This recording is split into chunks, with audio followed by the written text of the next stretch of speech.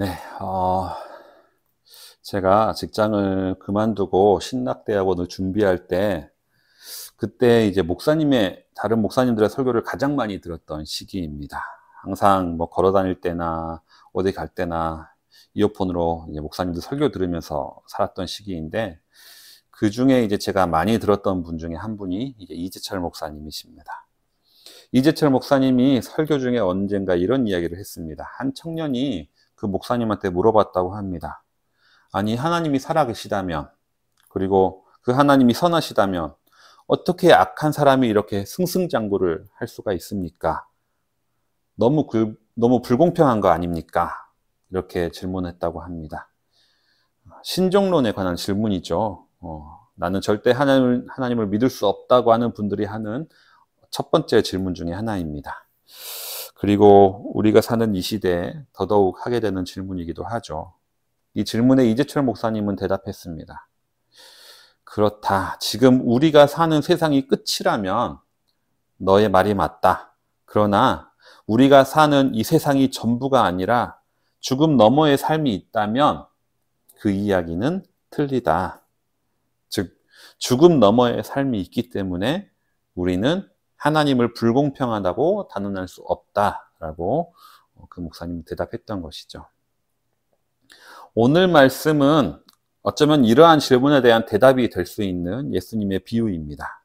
우리는 죽음 이후에 천국과 지옥에 대해서 얘기할 때 특히 그 중에 지옥의 이미지를 생각하면 아마 다들 비슷할 것입니다. 이른바 불지옥의 이미지를 생각하죠. 절대 타지 않고 죽지 않으면서 뜨거운 불에 고통당하는 곳, 불지옥. 이런 지옥의 이미지를 갖게 해준 본문이 아마 오늘 본문일 것입니다. 사실 불지옥의 이미지는 우리에게 어떤 극한 공포심을 주죠. 지옥에 대한 공포심을 줍니다. 그래서 어린아이들에게 특히 죄를 지으면 안 된다는 교육의 도구로 이런 이미지를 사용하기도 합니다. 그리고 예수천당 불신지옥을 외치면서 전도하는 방법으로도 우리 불지옥의 이미지를 사용하죠. 하지만 불지옥은 어떻게 보면 비유적 표현이지 실제의 모습은 이와 같지 않을 가능성이 큽니다. 하나님의 나라가 하나님의 통치가 이루어지는 곳이라면 지옥은 반대로 하나님의 통치가 이루어지지 않는 곳을 의미하는 것이죠. 하나님의 통치가 이루어지지 않는 땅. 어떻게 보면 성경에 나오는 소돔과 고모라와 같은 그런 곳이 지옥의 이미지에 더 가까울 것이라 생각이 됩니다. 그렇다면 왜 예수님은 이 지옥을 영원히 타지 않는 그 불못으로 이야기하셨나? 그만큼 그곳이 고통스러운 곳임을 알려주기 위해서 예수님은 비유적으로 말씀하신 것이죠. 하나님을 떠난 인간의 고통의 모습을 표현하기 위해서 예수님은 비유적으로 이 지옥의 모습을 표현했다고 볼 수가 있습니다. 오늘 본문으로 들어가 보면 예수님이 비유로 말씀하신 부자와 거지 나사로 이야기가 오늘 본문입니다. 여기는 이제 두 명의 등장인물이 등장하는데요. 한 명은 어떤 부자입니다. 그 부자는 호화롭게 즐기고 과시하면서 사는 사람이죠. 또 한 명은 거지 나사로입니다. 이 나사로는 부자의 상에서 떨어지는 부스러기로 연명하는 삶을 살고 있습니다. 그런데 이 부자와 거지 다 죽음을 맞이했죠. 어떤 사람은 이 부자나 거지나 결국 죽음 앞에서 공평하다라고 이야기를 하는 사람들이 있습니다. 하지만 저는 사실 그 말에 동의하지는 않습니다. 죽는 것도 나사로가 더 일찍 죽고요. 부자는 더 오래 삶을 영위하죠. 하지만 죽음 이후에 이들의 인생이 역전이 됩니다. 거지 나사로는 아브라함의 품에 안겼고 부자는 불지옥에 떨어지게 됩니다. 아브라함의 품에 안겨있던 나사로를 발견했던 부자와 그리고 그 아브라함과의 대화가 이 비유의 후반부의 주된 내용이죠. 부자는 처음에 아브라함에게 나사로를 통해 가지고 손에 물을 찍어 가지고 자기 혀에 닿도록 해달라라고 요청합니다. 그러자 아브라함은 안 된다라고 대답을 하는 거죠. 왜냐하면 그곳은 절대 건널 수 없는 시면에 있기 때문이다. 그러자 부자는 두 번째 부탁을 합니다. 그러면 나사로를 우리 형제한테 보내달라. 내 형제들에게 보내서 그들만이라도 뉘우치고 이 지옥에 오지 않도록 해달라라고 요청을 합니다. 하지만 이 부탁도 아브라함은 거절하죠. 그들에겐 이미 모세와 예언자들이 있다라고 대답을 합니다. 모세와 예언자란 모세란 모세오경을 얘기하는 것이고 예언자는 선지서들을 얘기하는 거죠. 그래서 모세와 예언자는 사실 구약 성경을 전체를 대표적으로 말하는 것이라 볼 수가 있습니다. 그들에게 이미 말씀이 있기 때문에 그 말씀대로 살면 될 것이다 라고 얘기하죠. 하지만 부자는 재차 부탁을 합니다. 아니, 그 말씀을 읽는 것보다는 죽은 사람이 살아나서 알려주면 더 설득력이 있지 않겠습니까? 즉 나사로가 돌아가서 내가 죽었다 살아난 사람인데 내 임상 체험을 했다라고 말하면서 내가 본 천국, 내가 본 지옥에 대해서 이렇게 간증을 하면 그들이 듣지 않겠습니까? 하지만 이것도 아브라함은 거절합니다. 모세와 예언자 말도 듣고 회개를 안 한 사람들이, 말씀에도 회개를 안 한 사람들이 나사로가 다시 살아나서 말을 전한다고 해서 그 말 듣고 회개하겠느냐? 회개하지 않는다는 거죠. 여기까지가 예수님의 비유 내용입니다. 그렇다면 예수님은 이 비유를 통해서 무엇을 말씀하시려고 하셨을까?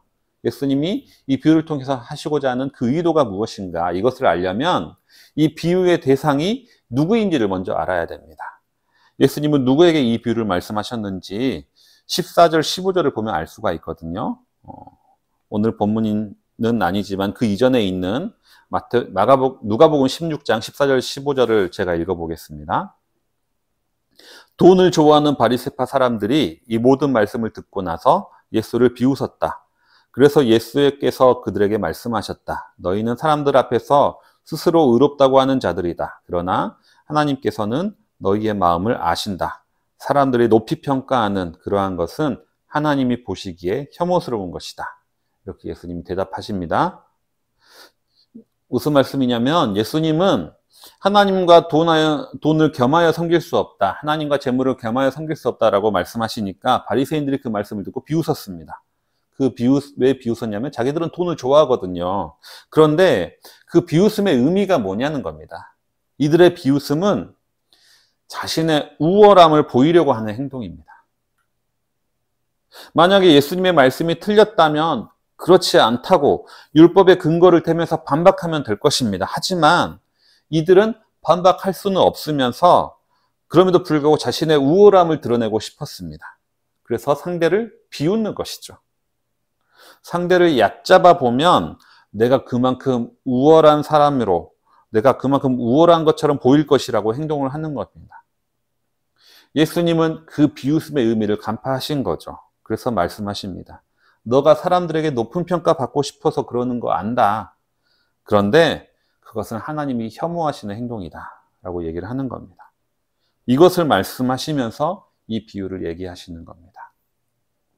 사실 이 부자가 지옥에 간 이유가 뭡니까? 예수님의 비유에서는 그 사람이 무슨 악한 일을 했다거나 죄를 지었다거나 볼만한 근거는 별로 보이지 않습니다. 그가 무슨 부정한 방법으로 재산을 축적했다거나 남에게 해를 끼칠 만한 행동을 한 것도 아닙니다. 다만 그 부자는 자기 과시가 심한 사람일 뿐인 거죠. 남에게 자신을 드러내고 싶어서 호화로운 옷을 입고 호화로운 생활을 하는 사람들입니다. 그는 분명히 남들에게 주목받는 것을 좋아하는 사람입니다. 근데 이것이 바리새인과 이 부자의 공통점이었던 거죠. 이들은 다 남들의 관심을 받고 싶어하는 사람들입니다.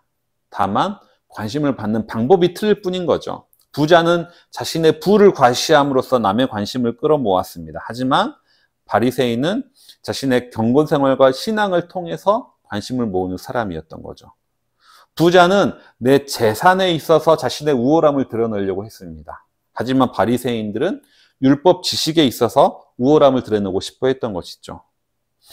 서로 다른 모습의 삶을, 다른 형태의 삶을 살아가고 있지만 이들의 공통점은 남들에게 나를 드러내고 싶어하고 남에게 인정받고 싶어하고 남들보다 내가 우월하다는 것을 드러내고 싶어한다는 것이죠. 이러한 이들에게 예수님이 말씀하시는 겁니다. 사람들에게 높은 평가 받는 것을 하나님은 혐오하신다라는 거죠. 예수님의 비유가 우리가 살아가는 이 시대에 더 딱 맞아 떨어집니다. 그 이유는 이 시대야말로 부자가 관심의 대상이 되는 시대이기 때문입니다. 돈이 많다는 것만으로 세상에 이목과 관심이 집중되는 그러한 시대를 우리는 살아가고 있습니다. MBC의 인기 프로그램이죠. 나 혼자 산다 라는 프로그램이 있는데, 처음에 이 프로그램의 기획 의도는 우리나라 전체 가구의 4분의 1이 1인 가구인 그 현실 속에서 1인 가구가 어떻게 살아가는지 그 라이프 스타일을 들여본다는 것이 그 기획 취지였다라고 합니다. 그래서 이 방송 초반에는 되게 힘들게 살아가는 1인 가구의 모습을 보여주기도 했습니다. 그 대표적인 사람이 육중한이죠. 육중한의 옥탑방 생활을 보면서 1인 가구의 삶과 고충과 애환을 들여다볼 수 있는 어떤 그런 기획을 했던 것이죠.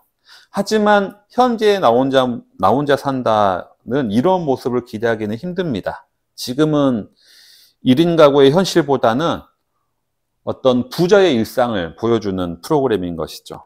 그래서 혹자는 나 혼자 산다가 아니라 이제 나 혼자 잘 산다로 프로그램명을 바꿔야 된다라고 얘기하는 사람도 있습니다.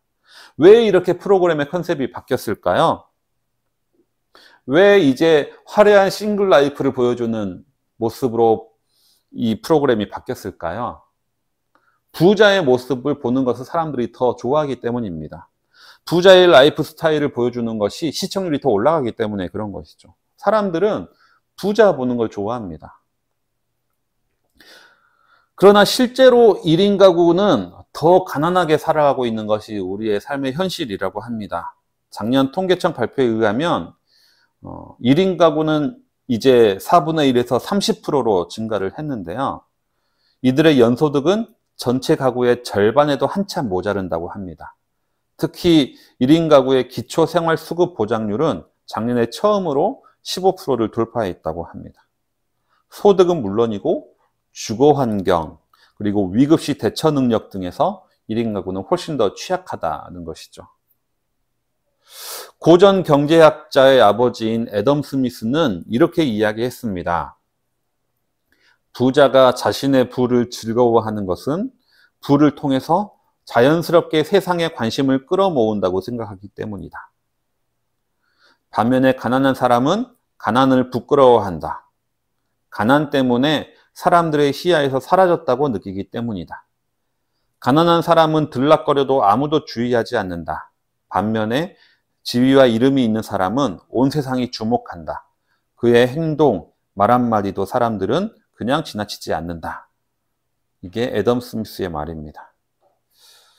올 여름 폭우에 반지하에 사시는 분들이 목숨을 잃으면서 주거 취약계층에 대한 사회적 관심도 높아졌습니다. 그래서 급기야 서울시는 반지하를 없애겠다라는 발표도 했습니다. 그런데 반지하가 최근에 생겼습니까? 아닙니다. 반지하는 항상 우리 곁에 있었습니다. 저도 서울에 처음 올라와서 반지하 생활을 4년, 5년 정도 했고요.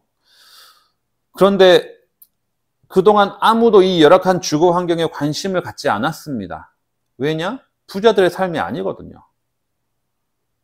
아무도 그들에게 주목하지 않았던 것이죠. 왜 사람들이 농성을 하고 왜 사람들이 크라인에 올라가서 농성을 하고 합니까? 아무도 그들에게 관심을 주지 않기 때문에 그렇습니다. 아무도 그들의 말에 귀를 기울이지 않기 때문에 그렇습니다. 재벌 총수들은 농담 한마디를 해도 그게 신문기사로 실리는데 이들의 목소리는 아무도 들어주지 않는 거죠. 아무도 관심 갖지 않습니다.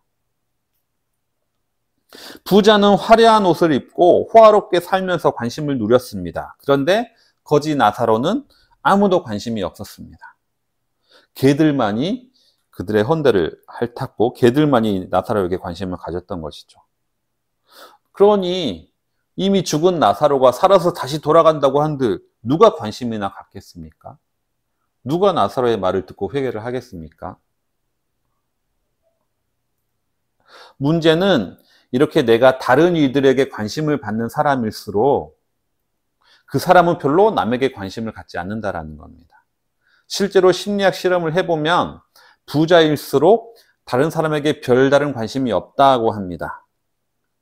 뉴욕대학교 실험을 보면 61명의 사람들에게 구글 글라스를 주고 맨하탄 거리를 걷게 하면서 그 사람의 시선이 어디 가는지를 머무르는 그 시선이 어디 머무는지를 기록하는 실험을 했습니다. 이 실험의 결과를 보면 부유한 사람일수록 주변 사람들에게 별로 관심을 갖지 않았다라고 합니다. 주변 사람들을 별로 쳐다보지 않았다는 거죠. 캘리포니아 대학교에서도 비슷한 실험을 했습니다. 실험 참가자에게 암 투병 중인 아이들의 영상을 보여주면서 심박수를 체크했는데요. 보통 사람들은 이 암 투병 중인 아이들의 영상을 보면 정서적으로 영향을 받아서 심박수가 막 뛰는데 부자일수록 심박수가 별로 변하지 않았다라고 합니다. 즉 타인의 고통에 덜 민감한 것이죠. 돈이 많을수록 공감 능력이 떨어진다라는 겁니다. 왜 부자일수록 타인에게 관심이 없을까요?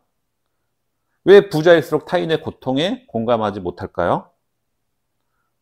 심리학자들은 그 이유를 동기유발 관련성 때문이라고 합니다. 동기유발 관련성. 동기유발 관련성이란 타인이 나에게 이득이나 손해가 될 가능성이 클수록 우리는 타인에게 더 관심을 갖는다라는 겁니다.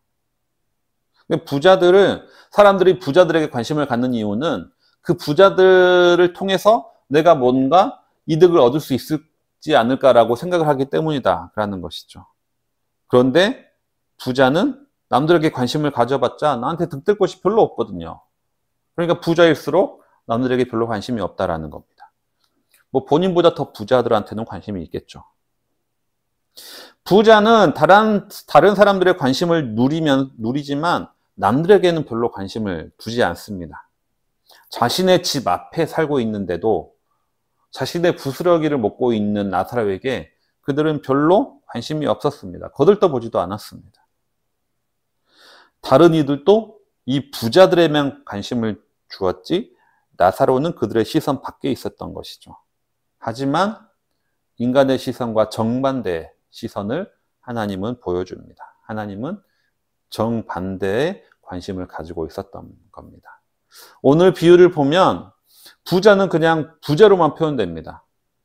하지만 나사로의 거지에게는 나사로라는 이름을 붙여주죠. 예수님은 부자에게는 이름도 붙여주지 않습니다. 부자에게 오히려 관심이 없습니다. 하지만 거지에게 오히려 관심을 두는 예수님의 성품, 하나님의 성품을 볼 수가 있습니다. 이게 바로 하나님의 시선이 어디 머무는지를 우리에게 보여주는 것이죠. 그리고 이렇게 예수님은 이 비유의 말씀을 통해서 바리새인들에게 교훈을 하시는 겁니다. 사람들에게 높이 평가하는 그러한 것은 하나님이 보시기에는 혐오스러운 것이다 라는 겁니다. 말씀을 정리하겠습니다. 우리는 사람들에게 관심을 받는 것, 사람들의 높은 평가를 받는 것을 좋아합니다. 어쩌면 우리의 삶의 목적이 그것일 때도 있습니다. 우리가 부를 쌓고 싶어 하는 것도 결국 사람들의 관심을 얻고 싶어서 그런 것이고요. 우리가 공부를 하는 것, 일을 하는 것, 좋은 직장에 들어가는 것도 다 다른 사람들의 높은 평가를 받고 싶어서 그럴 때도 많이 있습니다. 그리고 바리새인처럼 어쩌면 우리가 교회에서 신앙생활 하는 것도 남들의 높은 평가가 남들의 관심이 목적일 때도 있습니다. 하지만 하나님은 그러한 것들을 혐오하십니다. 특히 바리새인들의 비웃음처럼 남을 비웃고 깎아내리면서 자신들의 자존심을 세우고 우월함을 드러내려고 하는 것을 하나님은 혐오하십니다. 이렇게 사람들의 인정을 받는 것보다 하나님의 인정을 받는 것을 기뻐하시는 우리들이 되기를 바랍니다. 게다가 세상 사람들의 관심을 두는 것이 아니라 하나님의 관심을 두고 하나님이 눈여겨보시는 곳에 우리의 시선이 머무는 그런 모든 성도님들 되시기를 바랍니다. 함께 말씀을 생각하시면서 침묵으로 결단하며 내일을 바라보며 기도를 드리겠습니다.